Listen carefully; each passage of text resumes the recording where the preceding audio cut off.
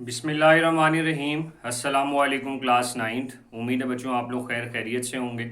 आज का जो आपका टॉपिक है ये बेसिकली पेज नंबर 21 पर मौजूद है और पेज नंबर 22 तक जाएगा, जिसका नाम एफिशिएंसी ऑफ एल्गोरिदम है, जिसका जो कंटेंट हमारे पास है वो 1.3.5 टॉपिक है। ठीक है, तो ये बेसिकली आपने क्या करना है, इस लेक्चर के बाद इसको कंप्लीट याद कर लेना है। ठीक है, और उसके बाद लिख के एक दफ़ा उसके स्क्रीनशॉट लेके कमेंट्स भी कर देने।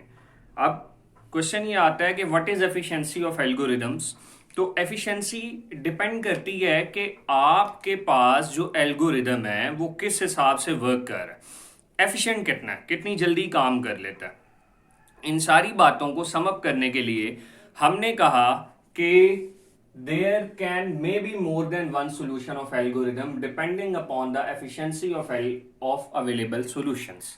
इसका मतलब ये हुआ कि हमारे पास एक एल्गोरिदम या एक प्रॉब्लम के बेशुमार सॉल्यूशंस हैं, लेकिन उनमें से बेहतर वही होगा जिसकी एफिशिएंसी बेहतर होगी, जैसे मैंने पहले बताया। लेकिन एफिशिएंसी क्या होती है? किसी भी क्वेश्चन को सॉल्व करने के लिए बेशुमार आपके पास सॉल्यूशंस होते हैं, लेकिन आप सारे अडॉप्ट नहीं करते, आप सबसे बेहतरीन को चूज करते हैं। और बेहतरीन जो है वो डिपेंडेंट है दो स्टेप्स के ऊपर। पहले नंबर पे स्टेप्स है नंबर ऑफ स्टेप्स, और दूसरे नंबर पे जो है वो है मेमोरी कंज्यूम्ड बाय कंप्यूटर। इसका मतलब ये हुआ कि अगर आपके पास कंप्यूटर के अंदर जब आप एल्गोरिदम को इम्प्लीमेंट करें या इवन प्रॉब्लम को इम्प्लीमेंट करें, प्रोग्रामिंग करें, तो दो बातों का ख्याल रखना है। पहली बात ये कि आपके जो स्टेप्स हैं अगर वो बहुत ज़्यादा कम होंगे तो आपका एल्गोरिदम ज़्यादा एफिशिएंट कंसीडर के लिए पेश किया जा सकता है या उस पर गौर किया जा सकता है कि क्या ये बहुत ज़्यादा एफिशिएंट है। क्योंकि दूसरी चीज़ जो है वो आपके पास number space consumed by computer memory, जैसे K B, M B, G B, bytes के अंदर होता है कि हो सकता है कि एक एल्गोरिदम जो है वो 5 स्टेप्स ले रहा है तो उसकी जो मेमोरी है मे बी वो 1 KB है, और अगली इतना होता नहीं, कम कम ही होता है अमूमन। और उसके बाद अगर कोई 10 स्टेप्स हैं तो उसकी 2 KB है। ठीक है, यानी मेमोरी, अभी तो ये नहीं मैंने कहा कि मेमोरी जो है वो दो एग्जांपल्स मैंने आपको बताई हैं, दोनों के अंदर मैंने उनके स्टेप्स और मेमोरी सेम रखी है। जब स्टेप बढ़ाए तो मेमोरी बढ़ा दी, लेकिन बेहतर वही होगा जिसके अंदर कम स्टेप्स होंगे और कम मेमोरी होगी। ठीक है, यानी ऐसा, अब किसी के पास 100 स्टेप्स हैं, उसकी मेमोरी होती है 100 KB, लेकिन किसी के पास स्टेप्स होते हैं 50। ठीक है, और उसकी मेमोरी 50 नहीं होगी, हो सकता है उसकी मेमोरी 80 हो, तो ज़्यादा कंसीडरेबल हो गया ना। सम अप करें अगर कोलेक्टिवली बात करें। ठीक है, तो अब हम कहने का मतलब यहाँ पे ये है कि आपके पास ये दो चीज़ें बड़ी ज़रूरी हैं, एक नंबर ऑफ स्टेप्स है और एक मेमोरी कंज्यूम्ड बाय कंप्यूटर। ठीक हो गया।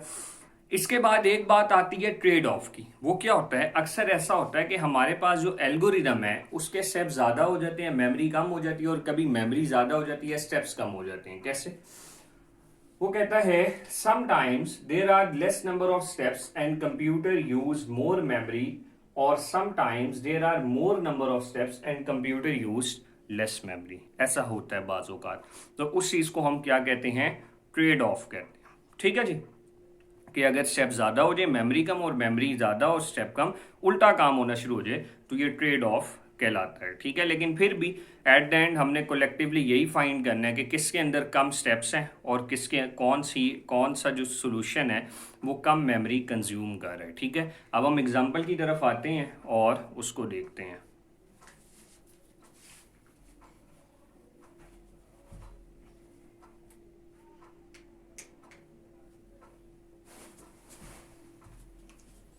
ठीक है जी, तो अब आपको एग्जांपल सही नज़र भी आएगी।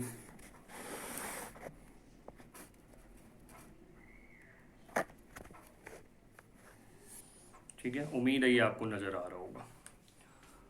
एग्जाम्पल है कि 1+2+3 4 5 6 7 8 9 एट द एंड 99 तक आप इसको सम करें। तो अब डिपेंड करता है, there are different solutions to solve above problem, different solutions हैं, और वो डिफरेंट सॉल्यूशंस जो हैं वो हर एक डिफरेंट अप्रोच को यूज कर, डिफरेंट अप्रोचेज हैं, आप ये कह सकते हैं। ठीक है, पहली तो अप्रोच बहुत आसान है, आप 1 से लेके 9 तक कैलकुलेटर पे या बाय मैनुअली आप जो है वो कॉपी पेपर लेके उसको सॉल्व करें। वो एक अलग बात है, वो लंबा काम है, छोटा काम है, वो अभी हम नहीं देख रहे। अभी तो हम देख रहे हैं कि क्या क्या हो सकता है। नंबर 2, पेयर बना लें, जैसे 1 से लेके 99, 1 और 99, फिर अगला इसका अगला करें और इसका पिछला, 2 और 98, 3 और 97, 4 और 96, 5 और 95। इस तरह करते करते 49 और 51 ये पेयर्स बनेंगे। आप क्या करें, इन सारे पेयर्स को एक तो काउंट करें कि कितने पेयर्स बने, उसके बाद आप एट द एंड